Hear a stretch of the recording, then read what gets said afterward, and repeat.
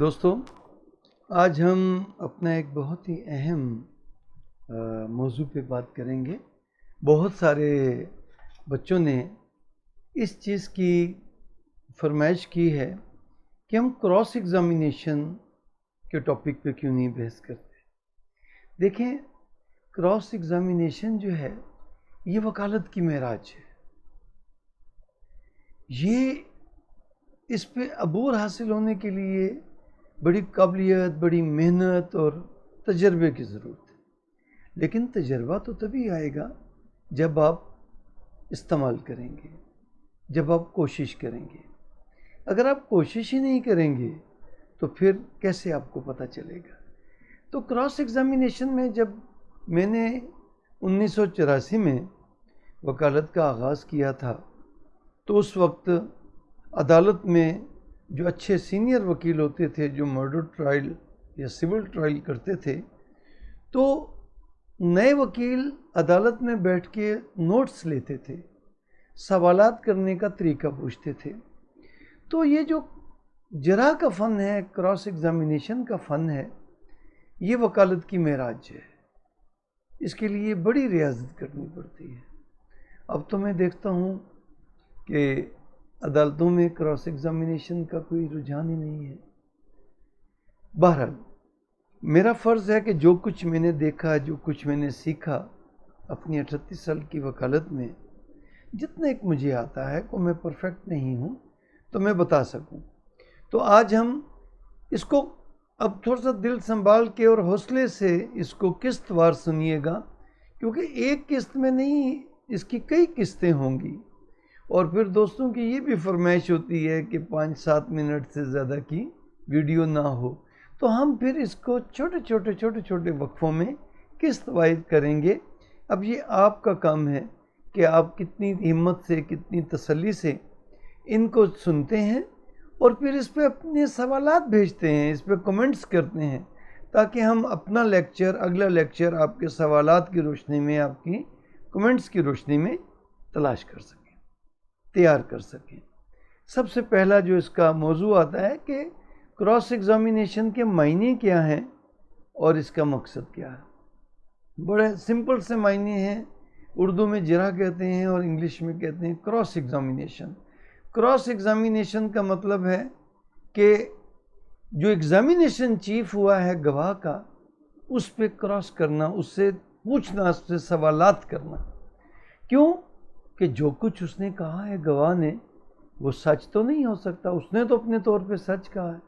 اس کی صداقت کا تب پتہ چلے گا جب سوالات میں اس کا بیان سچا ثابت ہوتا ہے تو وہ قابل تسلیم ہے۔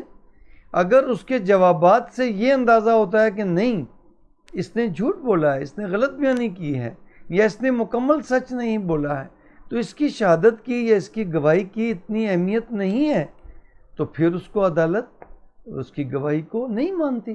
تو یہ کیسے پتہ چلے گا جب تک سوال جواب نہیں ہوں گے اس سے؟ تو جرح کا، جیسے اردو میں اس کو کہتے ہیں جرح، جرح کا مطلب جراحت سے ہے۔ جو ایک ڈاکٹر، سرجن جب سرجری کرتا ہے تو وہ اندر سے بیماری کو یا خراب گوشت کو نکال کے باہر نکال دیتا ہے۔ تو اسی طرح گواہ سے سوالات کے ذریعے اس کے اندر کا سچ اگلوانا، نکال کے باہر لانا سچ کو، کہ حقیقت کیا ہے، یا سچ نہ صحیح حقیقت کیا ہے، اس کو جرحی کہتے ہیں، یا اس کو جرح کہتے ہیں کہ سوالات کرنا گواہ سے۔ اس کا مقصد مین ہے گواہ کو جھوٹا ثابت کرنا نہیں ہے، بلکہ سچ تلاش کرنا ہے، حقیقت تلاش کرنا ہے۔ اگر گواہ نے سچ بولا ہے تو وہ سوالات میں اپنی گواہی پہ قائم رہے گا۔ اگر سوالات میں وہ کچھ اور جواب دیتا ہے کہ جو اس نے بیان دیا ہے وہ اس سے ہٹ کے ہیں، تو اس کا مطلب ہے پھر اس کی گواہی صحیح نہیں ہے، قابل اعتبار نہیں ہے۔ اس کی اب دیکھیں، پنچایت ہوتی ہے، جرگہ ہوتا ہے، سردار کے پاس دربار لگتا ہے، بادشاہ کا دربار لگتا ہے، قاضی کی عدالت ہے۔ قدیم یونانی زمانے میں چلے جائیں تو وہاں پر بھی جیوری ہوتی تھی، یا آج بھی جیوری ہوتی ہے۔ تو ان تمام کو یہ حق حاصل ہوتا ہے کہ وہ سوالات کے ذریعے گواہ سے حقیقت معلوم کریں۔ تو گواہ سے حقیقت معلوم کرنے کے پروسیس کو کراس ایگزامینیشن کہتے ہیں، اور اس کے بغیر سچ نہیں نکلتا۔ آپ ایک فریق کے گواہ کچھ کہہ گئے، دوسرے فریق کے گواہ کچھ کہہ گئے، ان میں سے سچ کون بول رہا ہے، حقیقت کون بیان کر رہا ہے، اس کا پتہ کیسے چلے گا؟ کوئی جادو کی چھڑی تو نہیں کہ ہم نے گواہ کو لگایا، ریڈ بلب جل گیا، نہیں بھی یہ جھوٹا ہے، گرین بلب جل گیا، نہیں بھی یہ سچا ہے، ایسی تو نہیں ہے بات۔ تو اس کے لیے پھر وقت کے ساتھ ساتھ یہ جورسپروڈنس ڈیولپ ہوئی کہ گواہ سے سوالات پوچھے جائیں۔ اب سوالات پوچھنے کا یا قاضی کو اختیار ہے، پنچایت میں جو سرپنچ ہوتے ہیں یا جو ثالث بنتے ہیں یا جو کیس کا فیصلہ کرنے کے لیے کمیٹی بنتی ہے، جیوری بنتی ہے، جس نے فیصلہ کرنا ہے وہ سوالات کر سکتا ہے عدالت، یا جو کسی بھی فریق کا کوئی وہ وکیل مقرر کرتا ہے، کیونکہ وکیلوں کو تجربہ ہو جاتا ہے کہ ایک ہی نوعیت کے سوال پوچھ کے ان کو تجربہ ہو جاتا ہے کہ کس طرح سوال کرنے ہیں، تیاری کرتے ہیں۔ تو پھر بار بار پوچھنے سے وکیل کو ایک تجربہ حاصل ہوتا ہے، وہ ٹائم ضائع نہیں کرتا، وہ ٹو دی پوائنٹ کر کے۔ تو اس کا مقصد اب اس کے بعد آ جاتا ہے کہ اس کی تیاری کیسے کی جائے۔ تو آج ہم نے اس ابتدائی بات کو کیا کہ کراس ایگزامینیشن کا مطلب کیا ہے اور کراس ایگزامینیشن کا مقصد کیا ہے۔